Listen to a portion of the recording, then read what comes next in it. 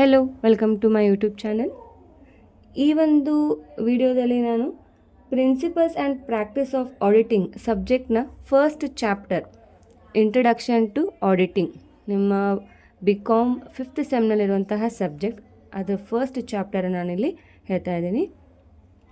ಫಸ್ಟ್ಗೆ ಆಡಿಟಿಂಗ್ ಅಂತಂದರೆ ಏನು, ಜಸ್ಟ್ ಜನರಲ್ ಆಗಿ ನೋಡೋಕೆ ಹೋದ್ರೆ ಏನಾಗುತ್ತೆ, ಆಡಿಟಿಂಗ್ನ ಯಾವಾಗ ಮಾಡ್ತೀವಿ, ಅಕೌಂಟ್ಸ್ ಕಂಪ್ಲೀಟ್ ಆಯಿತು, ಅಕೌಂಟ್ಸ್ ನಾವೆಲ್ಲ ರೆಡಿ ಮಾಡಿ ಪ್ರಿಪೇರ್ ಮಾಡಿ ಇಟ್ಟಿದ್ದೇವೆ.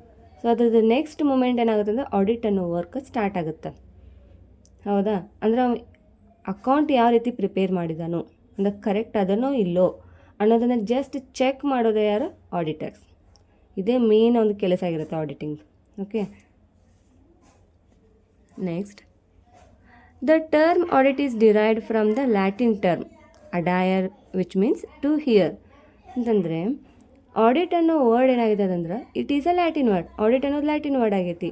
ಅದು ಬಂದಿರೋದು ಯಾವ ಶಬ್ದದಿಂದ ಅಂದ್ರೆ ಅಡಾಯರ್ ಅನ್ನೋ ಶಬ್ದದಿಂದ. ಅಡಾಯರ್ ಅನ್ನೋ ಶಬ್ದದಿಂದ ಆಡಿಟ್ ಅನ್ನೋ ವರ್ಡ್ ಬಂದಿದೆ. So audire means to hear. Okay, next,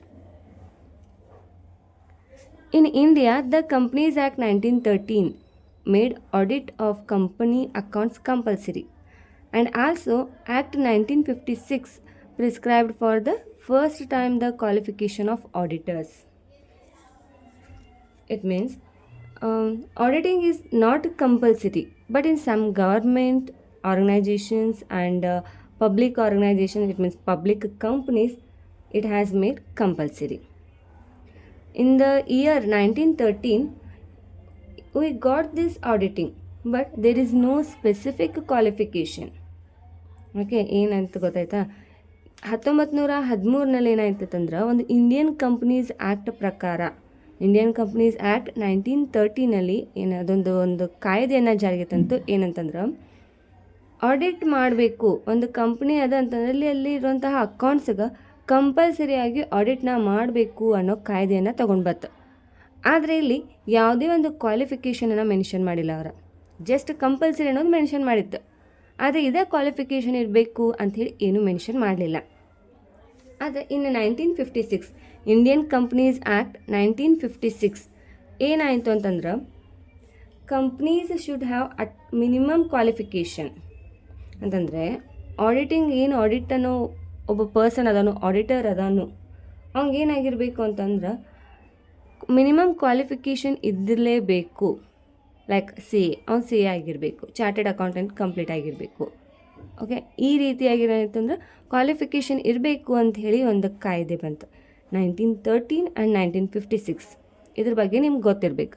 ಇನ್ನು 1913 ಏನಾಯಿತು, ಜಸ್ಟ್ ಆಡಿಟಿಂಗ್ ಅನ್ನೋದು ಕಂಪಲ್ಸರಿ, ಎಲ್ಲ ಕಂಪ್ನೀಸನ್ನು ಮೇಂಟೈನ್ ಮಾಡಬೇಕು, ಅಲ್ಲಿರುವಂಥ ಅಕೌಂಟ್ಸ್ಗೆ ಆಡಿಟ್ ಮಾಡಬೇಕು ಅಂಥೇಳಿ ಕಂಪಲ್ಸರಿಯಾಗಿ ರೂಲ್ಸ್ ಬಂತು. ಅದೇ ಇನ್ನು 1956 ಒಳಗೆ ಏನಾಯಿತು, ಆಡಿಟ್ ಮಾಡಿರಿ, ಅದ್ರ ಜೊತೆ ಆಡಿಟರ್ ಏನಾಗಿರ್ಬೇಕಂತಂದ್ರೆ ಅವಂಗ ಕ್ವಾಲಿಫಿಕೇಷನ್ ಇರಬೇಕು ಅನ್ನೋ ಒಂದು ಕಾಯ್ದೆ ಬಂತು. ನೆಕ್ಸ್ಟ್,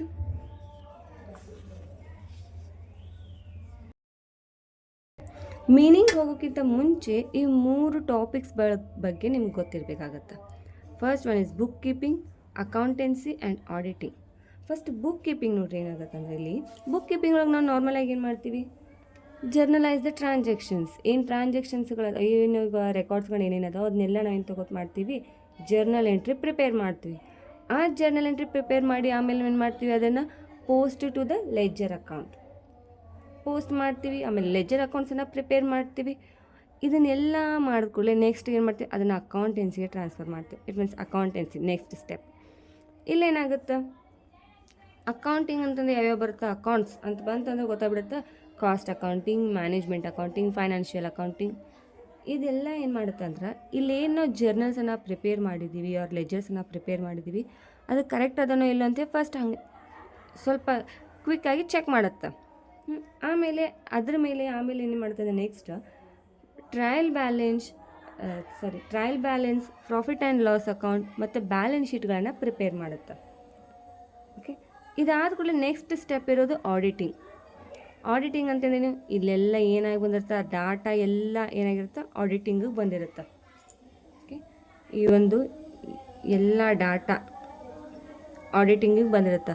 ಸೊ ಇದೆಲ್ಲ ಕರೆಕ್ಟ್ ಅದನೋ ಇಲ್ಲೋ, ಏನಾದರೂ ಮಿಸ್ಟೇಕ್ ಆಗಿದೆಯಾ, ಏನಾದರೂ ಅಮೌಂಟ್ ವೆರಿಫಿಕೇಷನ್ ಆಗಿದೆಯಾ, ಇಲ್ಲ ಫ್ರಾಡ್ ಆಗೈತಿ, ಎರರ್ ಆಗೈತಿ, ಅದನ್ನೆಲ್ಲ ಚೆಕ್ ಮಾಡುತ್ತೆ ಯಾವುದು ಆಡಿಟಿಂಗ್.